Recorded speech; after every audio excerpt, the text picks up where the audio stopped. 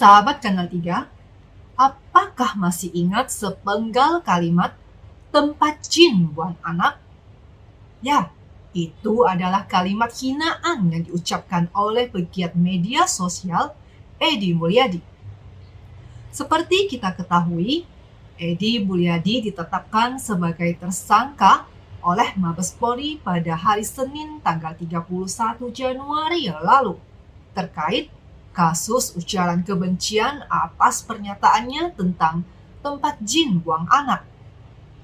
Setelah berbulan-bulan kasus ini bergulir di pengadilan, akhirnya pada hari Senin tanggal 12 September kemarin, Pengadilan Negeri Jakarta Pusat telah memvonis Edi Mulyadi dengan tuntutan penjara 7 bulan 15 hari penjara karena menyiarkan kabar yang tidak pasti.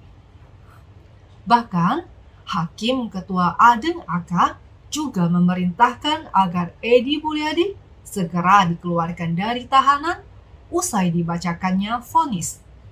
Artinya, seusai sidang berakhir, Edi Mulyadi sudah bebas dari segala tuntutan hukuman. Hakim mengungkapkan alasan Edi Mulyadi harus segera keluar dari sel tahanan karena pidana yang dijatuhkan kepada Edi Mulyadi sama dengan masa penangkapan atau penahanan yang telah ia jalani. Keputusan hakim itu sontak memicu kemarahan warga Kalimantan, khususnya warga suku Dayak yang hadir di dalam sidang tersebut. Mendengar tuntutan hukuman Edi Mulyadi yang dinilai terlalu rendah, massa yang mengatasnamakan masyarakat Kalimantan dan Dayak tidak terima dengan putusan hakim. Massa berdiri dan berteriak mengatakan bahwa putusan hakim tidak adil.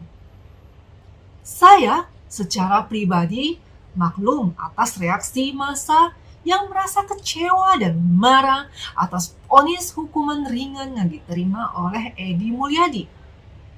Vonis ringan ini sudah menciderai rasa keadilan dalam masyarakat.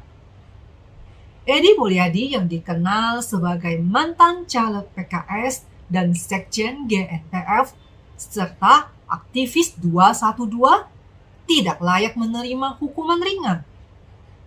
Sudah selayaknya Edi Mulyadi dihukum seberat-beratnya karena dia secara konsisten terus-menerus tanpa ada rasa menyesal sedikit pun dan dengan sengaja membuat berita dan kata-kata bohong dalam video-video YouTube miliknya yang ditujukan kepada masyarakat luas.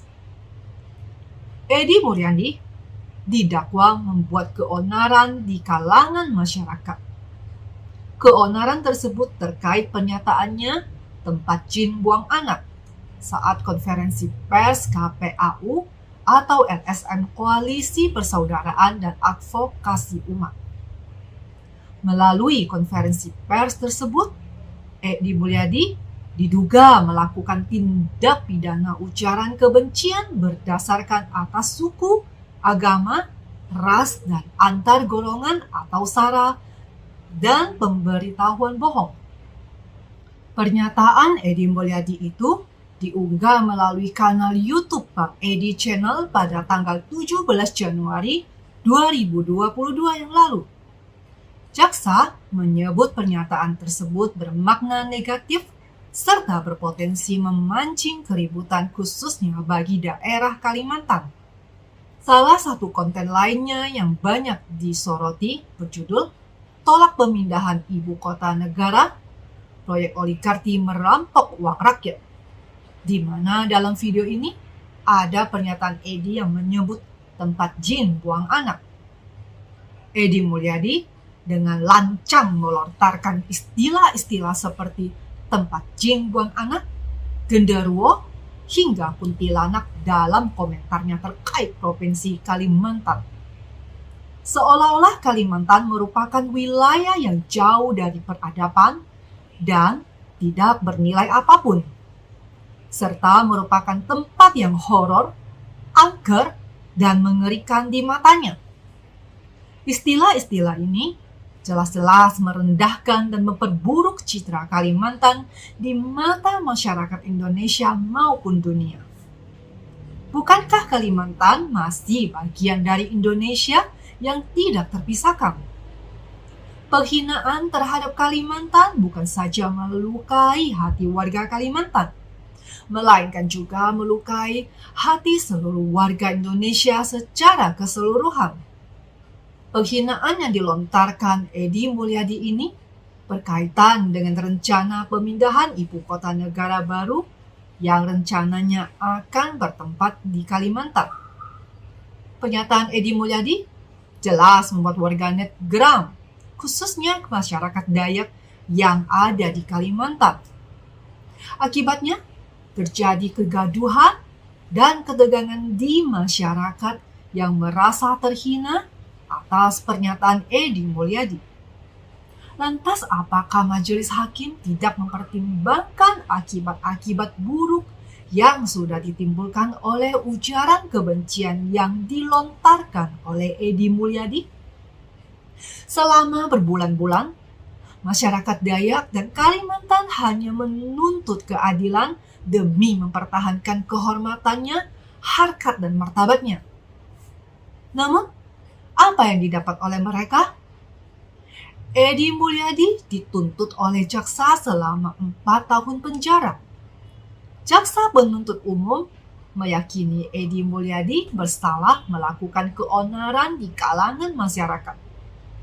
Bahkan, Edi Mulyadi terbukti secara sah dan meyakinkan bersalah melakukan perbuatan menyiarkan berita atau pemberitahuan bohong dengan sengaja menerbitkan keonaran di kalangan masyarakat. Namun, harapan besar masyarakat Dayak dan Kalimantan untuk mendapatkan keadilan menjadi pupus ketika mendengar Pengadilan Negeri Jakarta Pusat memvonis Edi Mulyadi hanya dengan tuntutan penjara selama 7 bulan 15 hari saja atas kasus tersebut. Majelis hakim menilai Edi Mulyadi tidak terbukti menyiarkan berita yang tidak pasti dan dapat menimbulkan keonaran masyarakat.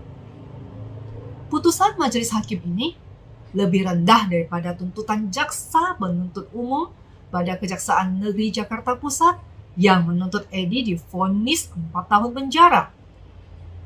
Menurut hakim, hal yang meringankan hukuman terhadap Edi Mulyadi adalah terdakwa bersikap sopan selama menjalani persidangan. Terdakwa telah berterus terang menjelaskan perkara yang menjeratnya sehingga memperlancar jalannya persidangan, dan terdakwa mempunyai tanggungan keluarga dan belum pernah dihukum sebelumnya. Vonis ringan yang diberikan hakim tidak akan memberikan efek jera kepada orang-orang seperti Edi Mulyadi yang bisa dengan gampangnya melontarkan ujaran kebencian di media sosial. Dia harus mempertanggungjawabkan perbuatannya dan mendapatkan hukuman yang setimpal. Semoga seluruh warga masyarakat, khususnya masyarakat Dayak yang ada di Kalimantan, tetap tenang dan tidak terprovokasi, dan tetap mengawal serta menghormati keputusan hakim. Kita berharap kepada jaksa penuntut umum untuk melakukan langkah-langkah hukum selanjutnya. Jangan sepelekan kasus penghinaan seperti ini. Saya Yanti, undur diri.